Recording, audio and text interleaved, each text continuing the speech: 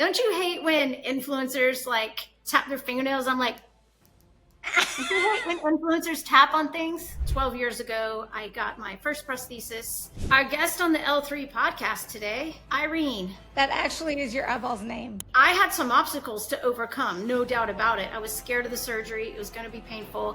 I was going to have no eyeball in my face. I need this thing out.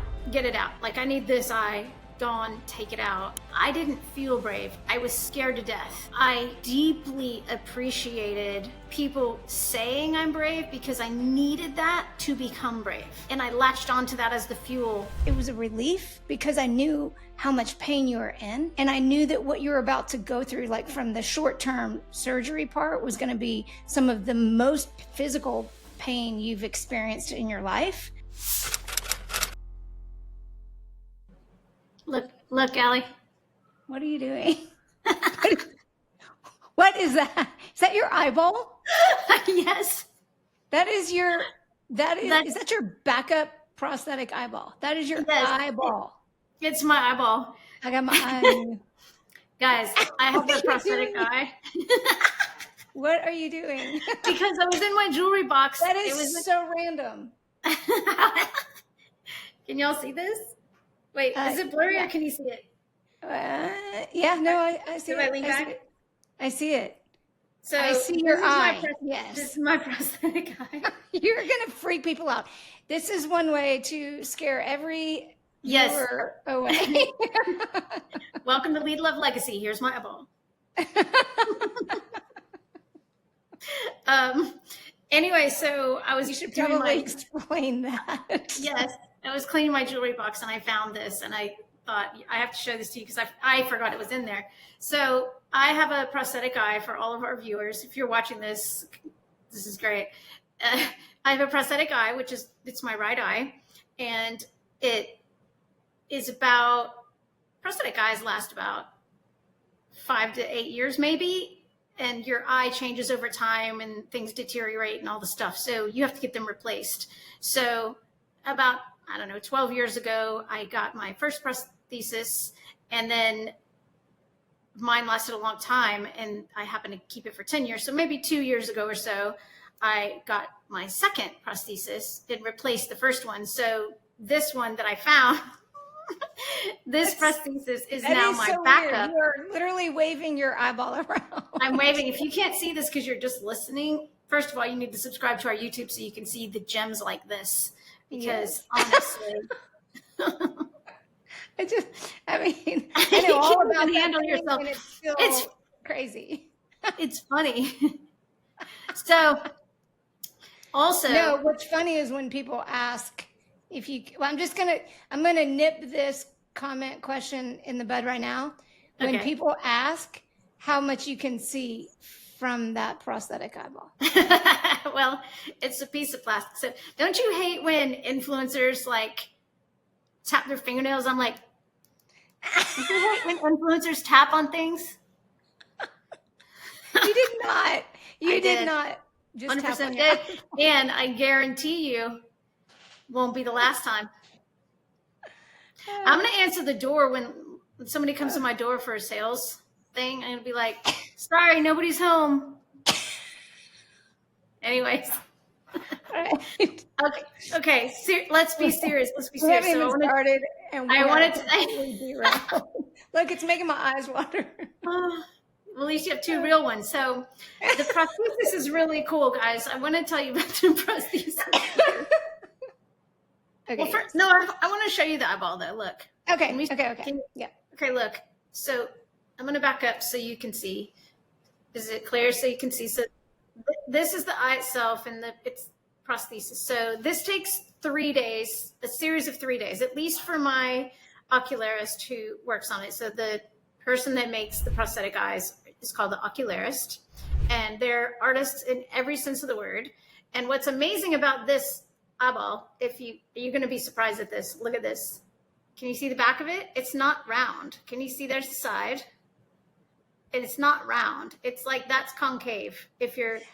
The back of the eye, so if you're just listening and you're not on YouTube, the front of the eye looks like a normal eye shape and color, and then the back is concave. So it's quite I think that, Andrew, right there, that is something that so many people are surprised by.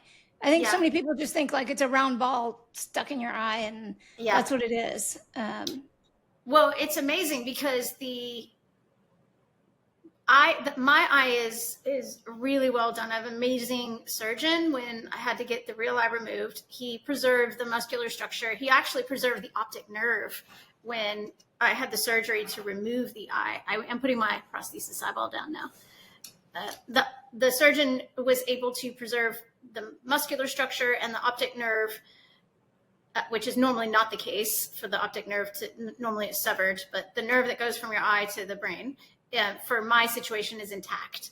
And what's cool about it is the way the shape works, and because those muscles are intact, the prosthesis has a lot of really natural movement. My left eye, which is crooked by disease to the retina as well, but the right eye moves like a real eye. It's not just stationary there.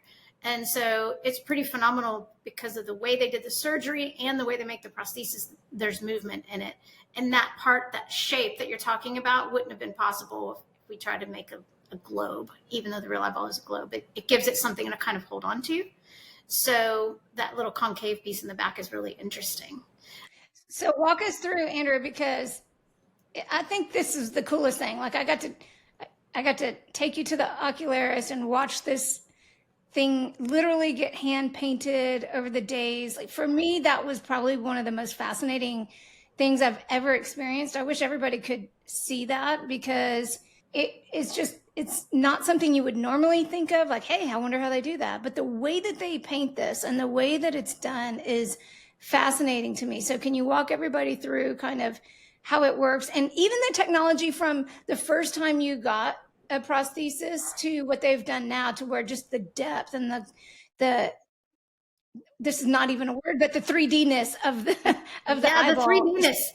Listen, if it's said on the podcast, it's a word, so I'm calling it 3D-ness. That's fine.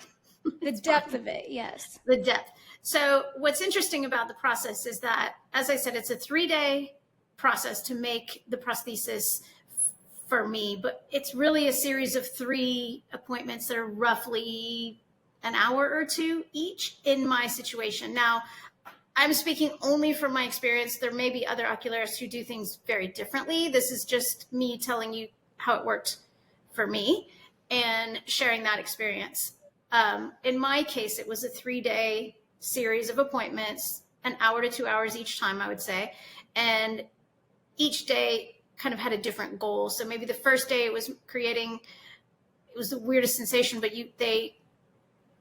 I can't even describe it. I'm going to get it wrong. And apologies to all the ocularists who know the terminology, because I'm just telling you what I remember in my patient terms. But basically they create a mold, and it's exactly how you think they would create a mold on day 1. They put stuff in the eye socket and it doesn't hurt. It's just like touching it. I would say the first time I did it did hurt because the eye was still healing from the surgery, and it was maybe 3 months after the surgery, but so I was still really tender. The second time obviously was 10 years later, and so it wasn't as big of a deal, and I was terrified to do it, but then when I did it, it wasn't as bad. So it was okay for that one. But so basically they put this stuff on your eye, let it form a mold. Yeah. They made a mold on kind of day 1, and then they started painting. They kind of buff and polish a little bit, and then the next day they come in and they start with the pupil, I think, if I'm remembering right. And they start with the pupil in this it's like a little gray disc where they start painting the colored part of your eye, the iris. And it is literally like the artist's paintbrush on the little tablet of all the colors, and they kind of mix and match, and they look at your real eye and compare it to the prosthesis that they're painting, and they paint a gazillion layers of colors that don't even look like they're going to make any sense.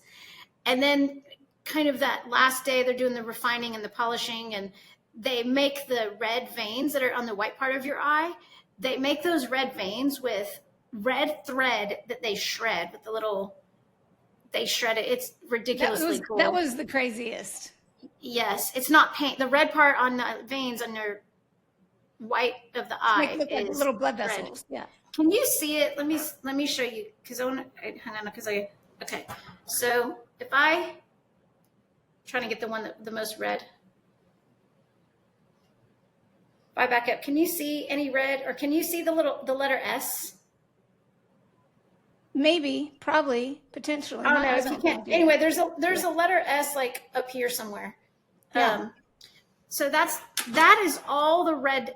It's made with thread, but then they put a little S. My oculist does this. Puts a little S. That's his initial, to show the top. That's the top.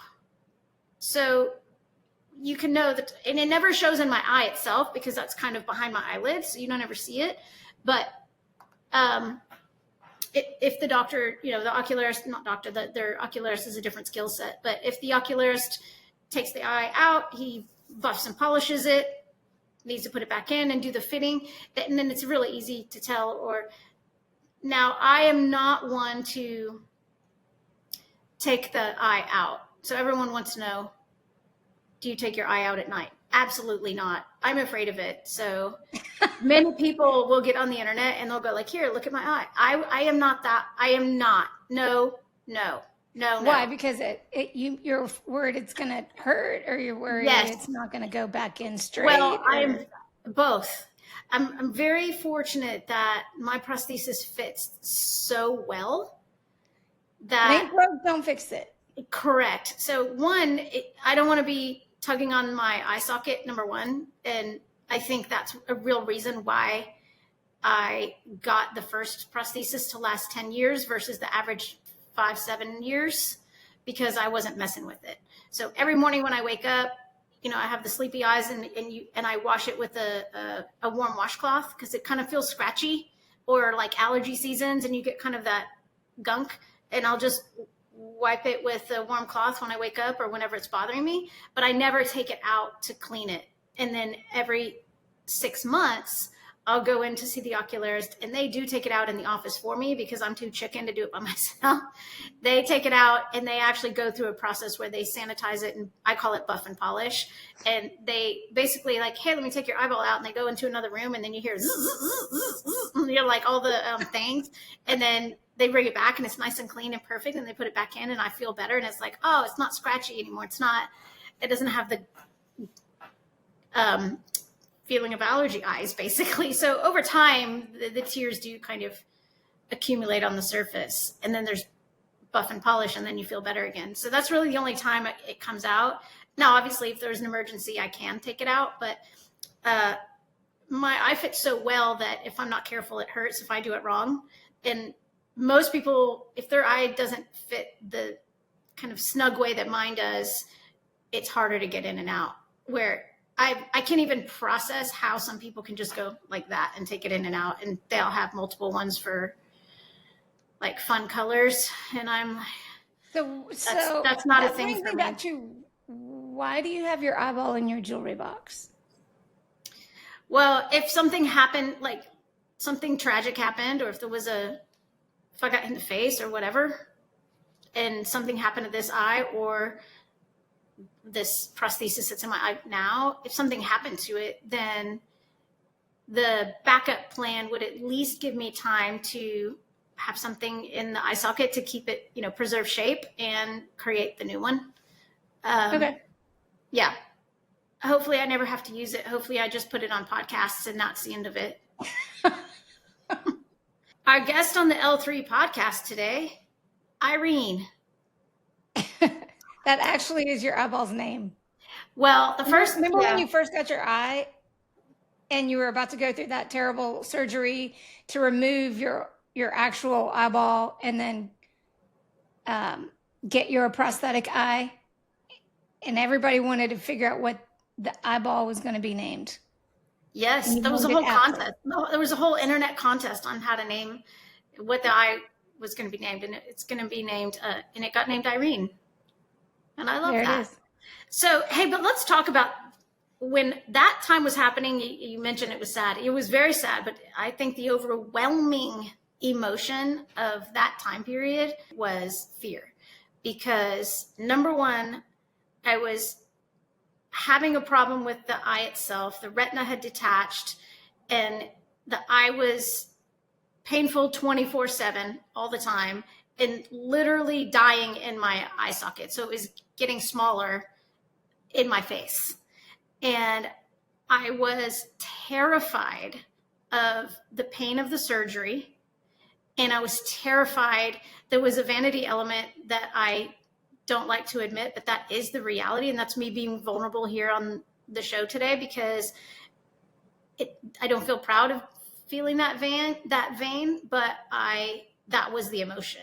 And I was afraid of it not looking right, and it's in your face and it's what everyone sees. And I already am self-conscious about the crooked eye. And now how is it going to be if the other eye's worse, and all of these fears. And then of course I have an identical twin sister, and then there's that piece of it. And so these are things that you have to talk about the real emotions when these things happen. And I had to make a decision. Okay, well, when are you going to break down and decide that you have to get this prosthesis done?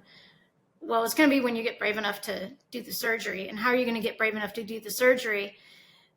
You're going to know that when it will both feel better and look better than the current situation, that's when you need to pull the trigger and get the surgery.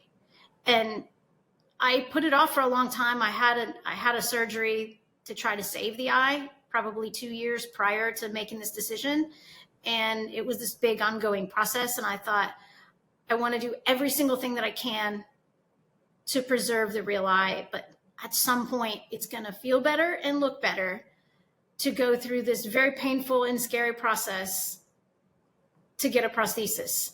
And that was the criteria that I had on my plate to make these decisions. I think it's important. Interesting to watch, Andrea, because you were in this time frame where you were having so much pain. The eye wasn't working. You didn't have eyesight or vision really from it, other than, maybe a shadow or two here and there. No, even at that point, what's interesting on that point is that as the retina detached, I couldn't tell if my eye was even open, because earlier in my life, I had a little bit of light perception. And so do you remember me asking you, is my eye even open? Yes. Because it felt closed, because there was no light over there that I was used to having. And then after that happened, I started getting electric signals. So it would be these flashes they're not even real lights. It was just it's like, I guess what you would call a floater. I don't really know, but it was like fast, bright lights that weren't real, that were signals in my brain saying, hey, this isn't right. Like, something's going on in here. Pay attention. And that's really how we started to figure out, not only is there a real problem, but it's going to be pretty difficult to fix. And obviously it wasn't possible to fix. Yeah. So, but yeah, you're right. Andrea, at that point, you really were at that point where you knew your eye wasn't functioning. Your brain was definitely telling you that and showing you that. Then you got to the point where the pain was just overwhelming. Physical pain was overwhelming. And so was the fear that you were talking about. And at some point, you had to have that pivotal moment that said, I have to face that scary stuff of having my eyeball removed, getting a prosthesis, so that I can move away from the pain that it is to stay here. Yes. So you had to jump into that fear. It took a lot of courage to jump in to everything that was scary and unknown and all of the valid, scary stuff that you had. That had to be more powerful for you than the pain of where you were living at the time. And that was the moment you said, let's go, let's have this surgery. And for me watching you, it was really moving. It was really powerful. It was really inspirational. It was also, I have to say, for me, it was a relief, because I knew how much pain you were in. And I knew that what you were about to go through, like from the short-term surgery part, was going to be some of the most physical pain you've experienced in your life. But I knew that beyond that scary stuff, you having the courage to at least go there and take that step forward, that was going to take you somewhere. And even though we didn't know exactly where it was going to end up, we faithfully knew that we could step forward. And maybe you didn't have that eyesight, but you had the vision of what was next.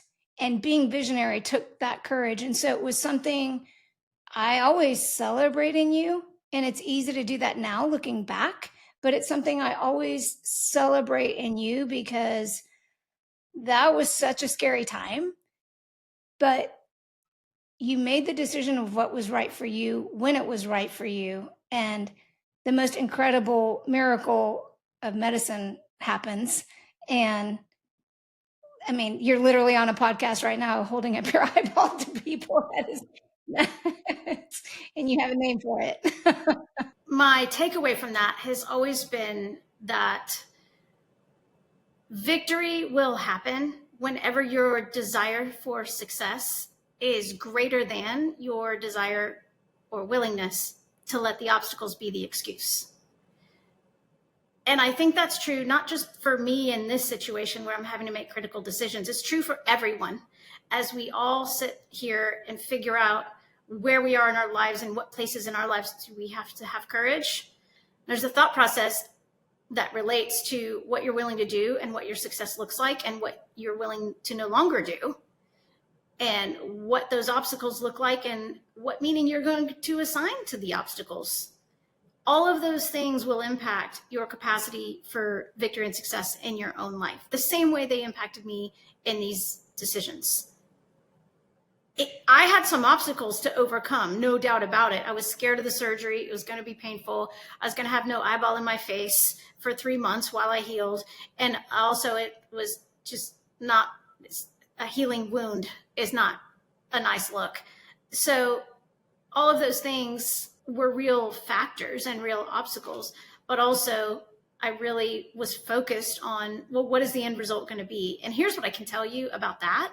The end result is so worth it, not just in this case, but in your case too, whatever you're battling, because my eye doesn't hurt now, number one. It looks better than the real eye ever did. And I don't have to worry anymore. I go to the doctor or I go to the ocularist every 6 months to get my eye buffed and polished. And if that's the worst thing that can happen compared to what it was like before, that's a total win.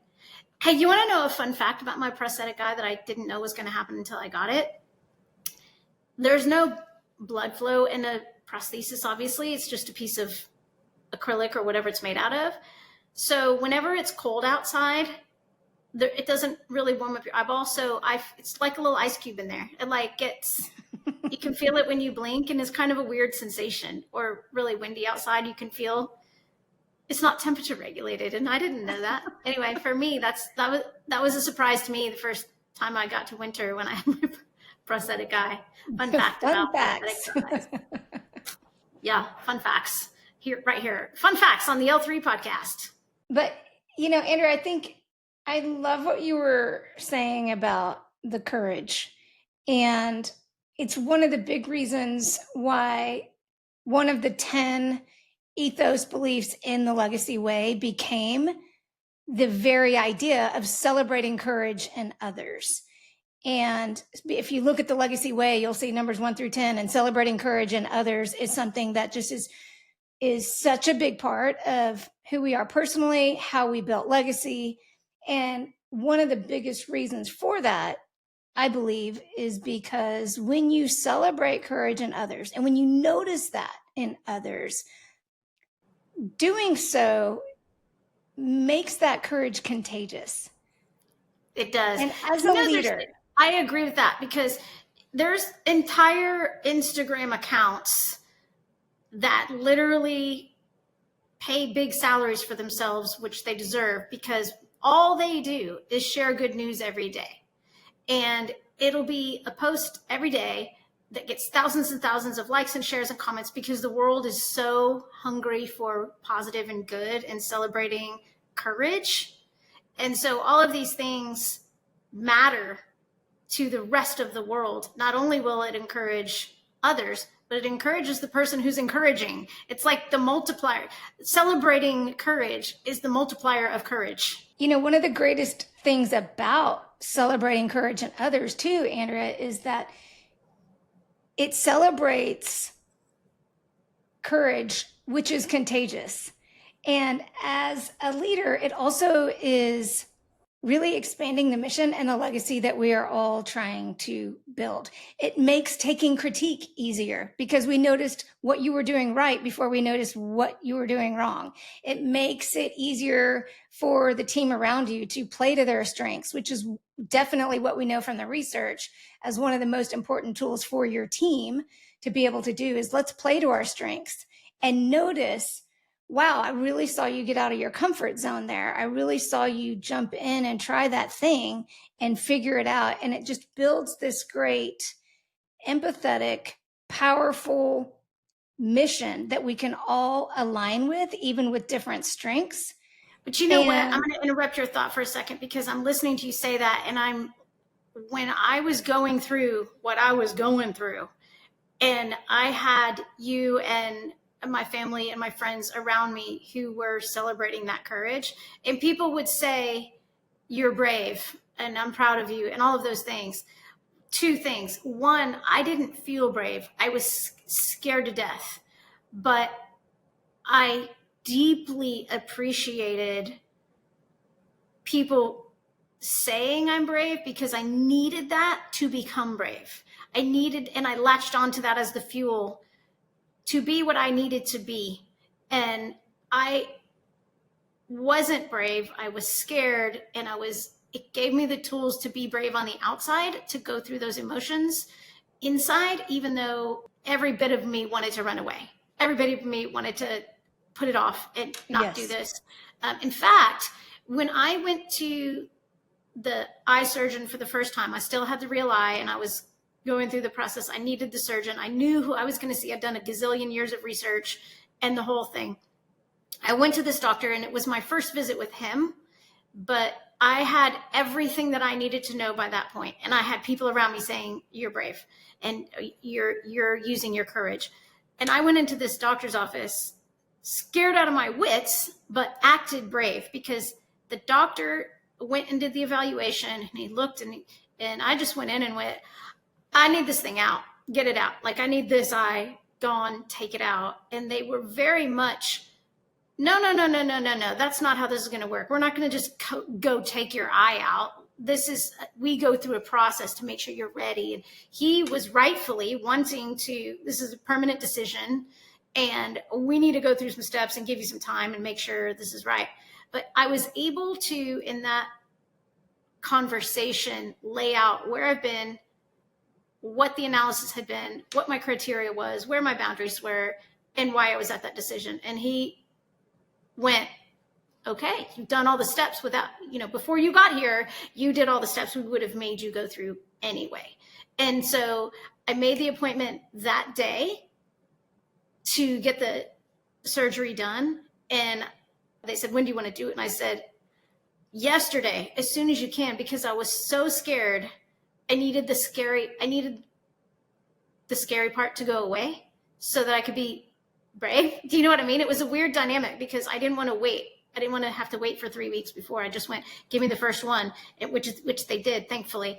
And the people around me who were celebrating the courage that I maybe showed on the outside at the doctor's office saying, no, we're doing this now, is not how I felt. And I don't think, those two things are not mutually exclusive. So, but to your point, Andrea, I think and I'm glad you're bringing this up, because when we are celebrating courage in others, or even trying to celebrate courage in ourselves, that doesn't mean we're celebrating that you're not scared. That means we're celebrating that we recognize how scary this is, and that you have the courage to step forward in faith and everything that you have to do it anyway. For me, that's what courage is. Because if you ask anybody, you in that moment when you had to face the surgery to get your prosthetic eye, or anyone in a crisis moment when they are in their lowest of all lows, at the scariest of all scaries, if you ask them what it's like to be so brave and so courageous, they're going to answer just like you did. They're going to say, I'm not, I'm scared to death, or I'm in the deepest, darkest place I've ever been. This is really hard.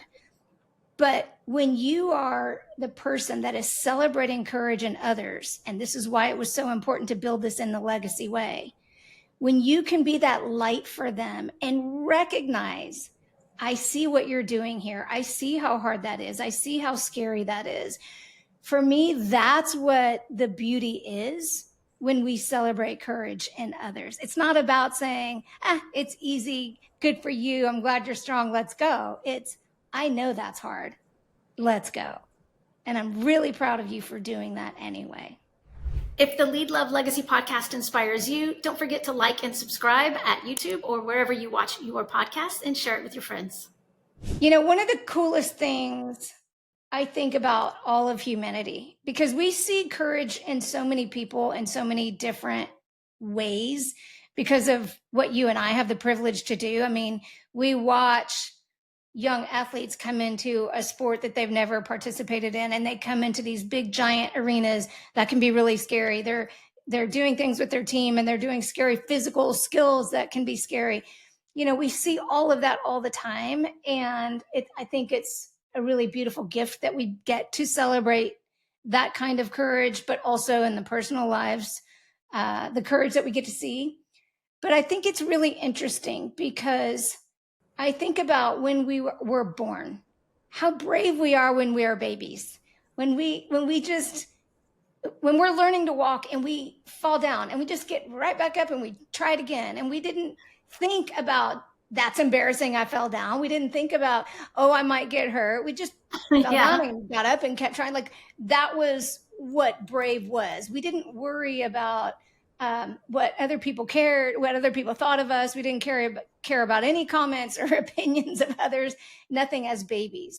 But I love the perseverance and grit that we have as babies. I wish we could all just keep growing that instead of never letting society like beat us up about it and worry about other people's opinions and all of those things that happen as we get older. And for me, Andrea, I think it's one of the neatest things to watch as we celebrate courage in others.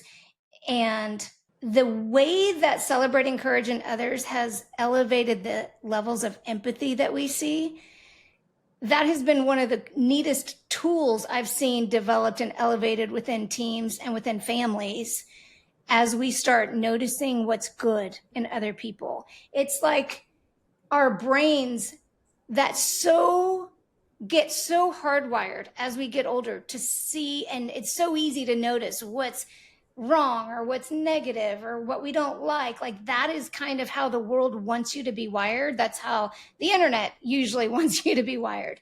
But what's really beautiful is when you get really on purpose in the legacy way and celebrating courage in others, something happens in your brain and within all the people immediately around you that you are leading, that the levels of empathy just skyrocket. The levels of confidence skyrocket. Because when you're able to put yourself in someone else's shoes and really go, oh, wow, I'm noticing how courageous that is. I'm noticing the path that you're walking must be really hard. And I am so proud of you for being able to do that. I want you to be able to be proud of yourself. I want you to notice what you just did right there. Big, small, or in between. That is truly celebrating what should be celebrated. And it's paying attention to the good stuff, not the bad stuff, or at least the good stuff before you have to critique and correct some of the other stuff. I mean, that's part of what I love too about this, Allie, because you're talking about the empathy elements. And not only does celebrating courage build empathy in the person who's doing the celebrating, it builds empathy in the person who is being praised for the courage. But yes, there is also that secondary layer that the observers of the celebrant being celebrated also are encouraged. It also builds empathy. It models empathy. Well, that's building a culture. Correct. It is building the culture, and it models literally what the courage is trying to create. Well, I would like to celebrate you and me for having the courage to start a podcast when we don't even know what we're doing with podcasts, but Right. It's such a vulnerable place to be in. We can be a little cringy. We'll look back on this one day and go, oh, what were we doing? But 100% we're looking back at these first episodes going, I can't believe we put that on the internet. And yet here we are. 3,000 episodes in, and we have come a long way. Andrea, think about it. The pain of going through these little moments where we're just trying to figure everything out is worth the ultimate mission that we are very intentional about. And that is to share all of the legacy way beliefs that mattered to us that we've learned along the decades. It is also to share all of the L3 character traits that we know will give each and every one of our viewers a competitive advantage in their life, and to really be able to use those tools and the stories that we share to build a life that you guys are proud of. Like, I want you to be able to live your life in a way that you feel really proud of who you are and what you're doing and the gifts that you're using to make your own unique mark in the world. That, to me, is what makes jumping into a scary little podcast and not knowing what we're doing yet worth it 1,000%. I agree. And it feels really neat to have the opportunity to shift from just being inspiring, which is people will say, oh, you're so inspiring. I don't want to just be inspiring. I want to empower, and I want to equip, and I want to impact. And I know that everyone who has sat through this podcast long enough feels the same way.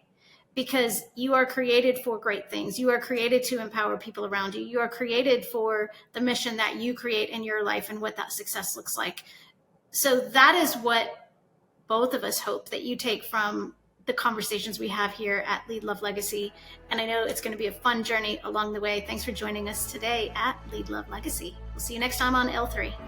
Thanks for joining us today on the Lead Love Legacy podcast. Remember, lead boldly, love deeply, and live your legacy. If this episode encouraged you, like and subscribe and share it with someone who needs it. And join us next time as we continue to build leaders and legacies for life.